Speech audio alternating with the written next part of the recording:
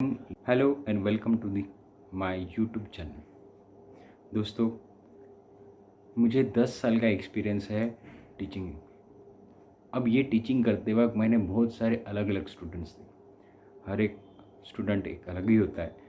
अब लेकिन उसमें हर एक स्टूडेंट में एक कॉमन बातें होती है और वो कॉमन बातें ही मैं आपके साथ कुछ शेयर करना चाहता हूँ जो हर एक के लिए इम्पोर्टेंट है। अब जैसे कोई भी आप करियर चॉइस करते हो, जैसे आफ्टर 12th आप पास आउट होते हो और वो पास आउट होने के बाद आपके पास क्या ऑप्शन रहता है कि आपको एक कोर्स सिलेक्ट करना होगा। और वो उस कोर्स सिलेक्ट करते वक्त मैंने इसके लिए पहले ही एक वीडियो बना चुका हूँ। और ये वीडियो बनाते वक्त बहुत जनों की कमेंट्स थी कि दूसरा वीडियो इंटरेस्ट पे बनाइए, इसलिए मैंने ये दूसरा वीडियो इंटरेस्ट पे बना रहा हूँ। अब ये इंटरेस्ट कोई एक दिन में या एक घंटे में हम डिसाइड नहीं कर पाते। उसके लिए टाइम कम में हम क्या कर सकते हैं, मेरे अकॉर्डिंग मैंने कुछ पॉइंट्स बनाए हैं जो आपको मे भी हेल्प करेंगे और मैं आपको पूरा समझाने की कोशिश करूँ। अब ये पॉइंट बताने से पहले जो भी मैं स्टेप्स बताना चाहता हूँ, वो स्टेप्स बताने से पहले मैं आपको इंटरेस्ट क्या है ये बताना चाहूँगा। इंटरेस्ट आपको अगर आप सर्च करोगे आपको भी पता होगा कि एक दिलचस्पी, हिंदी में हम कहेंगे दिलचस्पी। अब ये दिलचस्पी किस बातों में रहती है? जैसे आप एक कॉमन बात करेंगे कि आपको खेलने में होगा, क्रिकेट में होगा या और कहीं होगा। अब ये दिलचस्पी को हम देखा जाए तो ये बहुत सिंपल वर्ड है। अब ये सिंपल वर्ड होने के बावजूद भी इसे समझना और इसे इम्प्लीमेंट करना बहुत डिफिकल्ट है, क्योंकि हर एक मैंने बहुत जनों के साथ देखा है, मेरे साथ भी हुआ है कि इंटरेस्ट फाइंड आउट करने में भी मुझे बहुत टाइम लगा। अब जो भी मेरे दोस्त लोग हैं या जितने भी स्टूडेंट्स हैं, ये कहीं ना कहीं जाके मैंने देखा है कि यहाँ पे कहीं ना कहीं जाके वो अनहैप्पी रहते हैं। जैसे अभी ये 10 साल के एक्सपीरियंस में मैंने देखा है कि चूज़ तो कर लेते, कोर्स तो चूज़ कर लेते, लेकिन उस पर उन्हें इंटरेस्ट ही नहीं रहता है। कहीं तो भी उन्हें स्पोर्ट्स में रहता है और कुछ अलग करने की कोशिश रहती है, लेकिन वो करते वक्त उनका एकेडमिक पॉइंट ऑफ व्यू से वो बैकवर्ड साइड में चले जाते हैं। अब ये बैकवर्ड में जैसे जैसे जाएंगे, जैसे हम कहते हैं कि जैसे बैकलॉग्स लग जाते हैं। अब एग्ज़ाम में बैकलॉग्स लगेंगे, उसका कॉन्फिडेंस लेवल कम हो जाता है। अब ये कॉन्फिडेंस लेवल कम हो गया, इसका मतलब क्या होता है, वो कहीं ना कहीं उसको लैगिंग हर एक बात में वो पीछे पीछे चला जाता है। उसके दोस्तों के साथ, उसके रहने में, उसके खाने में, कहीं ना कहीं उसमें हर एक बार डिफरेंस आता है। और उसके साथ साथ उसकी जो भी ग्रोथ है वो डे बाय डे कहीं ना कहीं लैगिंग होती है। अब जैसे बैकलॉग्स आ गए, इसका मतलब उसके कंडीशंस इश्यूज़, बहुत सारे इश्यूज़। अब इसे हम अवॉइड नहीं कर सकते। अब अवॉइड करने के लिए हमारे पास क्या है, एक इंटरेस्ट क्रिएट करने के लिए हम कहेंगे कि मेरा कहना है कि प्रायर कुछ इंटीमेशन हम कर पाए जिसके वजह से ये सारी जो भी बातें हैं, इन फ्यूचर जो भी आने वाले प्रॉब्लम्स है उसे हम अवॉइड कर सकते। अब ये प्रॉब्लम्स क्यों आए हैं, जैसे मैंने आपको बताया, तो ये प्रॉब्लम्स क्यों आते हैं, क्योंकि यहाँ पे उसे यही नहीं पता रहता है कि उसे करना क्या है। अब करना है क्या है, इसके लिए उसे ये पता रहना चाहिए कि उसमें किस में इंटरेस्ट है। अब प्रोफेशन चॉइस करते वक्त भी हम क्या करते हैं कि जैसे मैंने पहले वीडियो में भी बताया था कि आपके बहुत सारे ऐसे लोग रहते हैं या हम कहेंगे सिचुएशन। अब होता है हमारे प्रोफेशन चॉइस करते वक्त कन्फ्यूजन माइंड हो जाता है। अब ये कन्फ्यूजन के वक्त हम कुछ ना कुछ डिसाइड कर लेते हैं और उसके वजह से हमारा एक नया करियर चालू हो जाता है। अब ये करियर चालू करते वक्त सबसे मेरा ख्याल है कि सबसे बड़ा important that is an interest है और एक पैशन। अब इंटरेस्ट के साथ ही पैशन क्रिएट होता है, वो आपको मैं बताऊंगा थोड़ी देर के बाद वो कैसे होता है। अब इससे पहले मैं आपको बताना चाहता हूँ कि इंटरेस्ट मेरे ख्याल से 2 टाइप में होता है। पहला है दैट इज़ एक टेम्पररी और एक परमानेंट।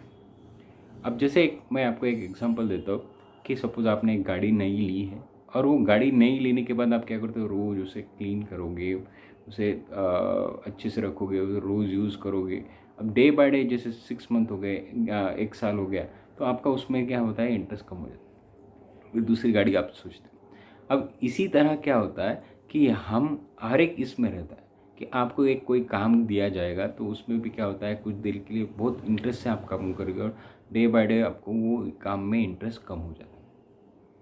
अब ये सिचुएशन हर एक के साथ होती है। अब जैसे आप 12th में हो, अब 12th होने के बाद आपको क्या करना है, करियर चॉइस करना है। आप क्या करते हो कि उसमें भी सपोज़ मुझे डॉक्टर भी बनना है, सपोज़ इंजीनियरिंग भी करना है, मुझे फार्मेसी में भी जाने में इंटरेस्ट है, तो ये सारे हम क्या कहते हैं, स्ट्रीम में इंटरेस्ट है। लेकिन एक्चुअल हमें इंटरेस्ट है या नहीं ये समझ में नहीं आता, क्योंकि हमें तो वो एरिया का एक्चुअल टेक्निकल पॉइंट ही नहीं पता रहता।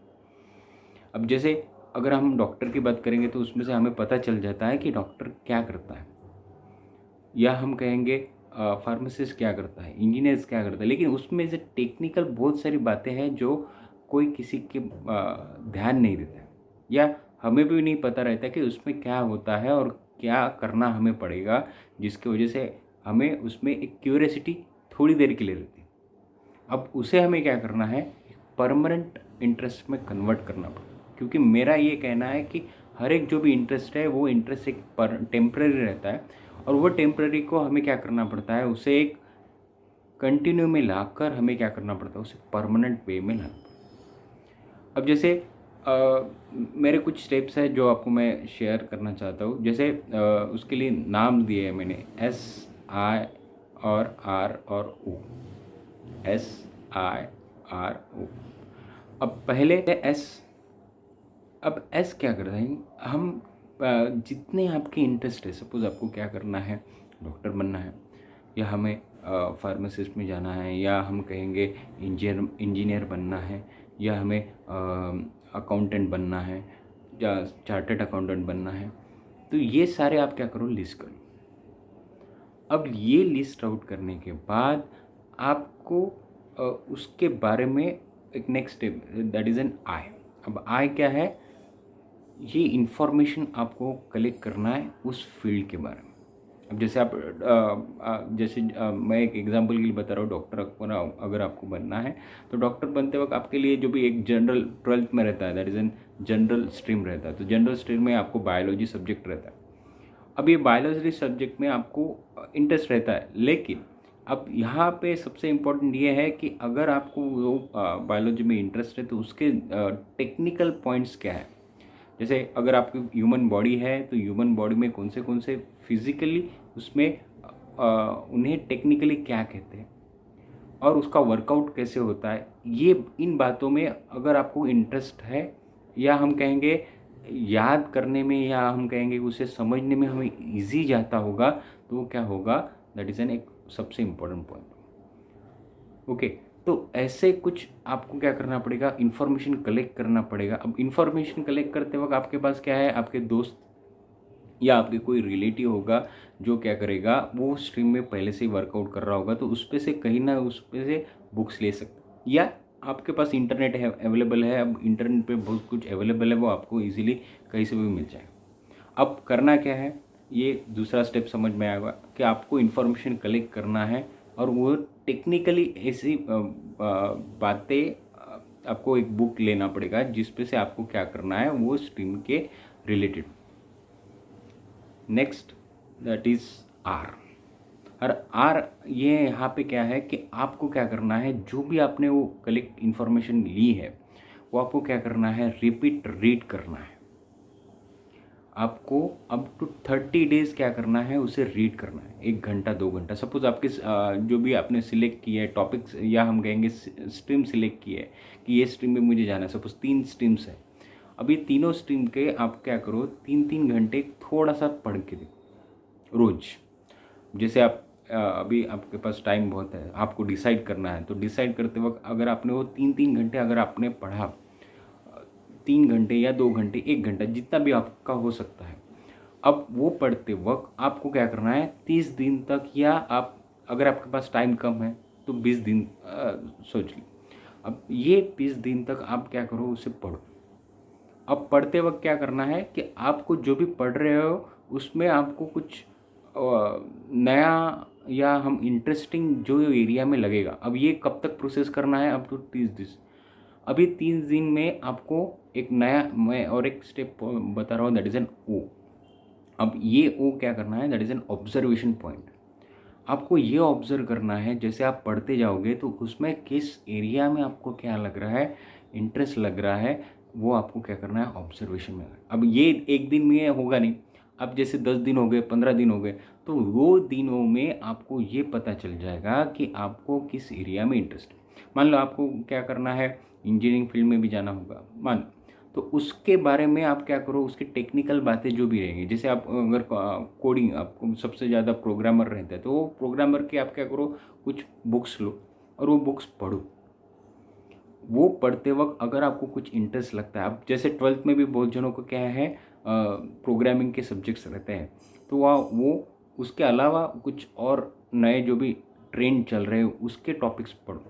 अब वो टॉपिक्स पढ़ते वक्त अगर आपको इंटरेस्ट लग रहा है, पढ़ते वक्त उसे इम्प्लीमेंट करने के लिए आपको चांस मिल रहा होगा, तो वो और एक बेटर रहेगा, जिसके वजह से आपका क्या हो सके, करियर चॉइस करते वक्त ईजी जा सके। तो दोस्तों ये थे मेरे कुछ पॉइंट्स जो आपको क्या करेंगे, हेल्प करेंगे चॉइस द करियर। ओके, अगर आपको ये वीडियो पसंद आया होगा तो प्लीज़ इसे लाइक एंड सब्सक्राइब कीजिए।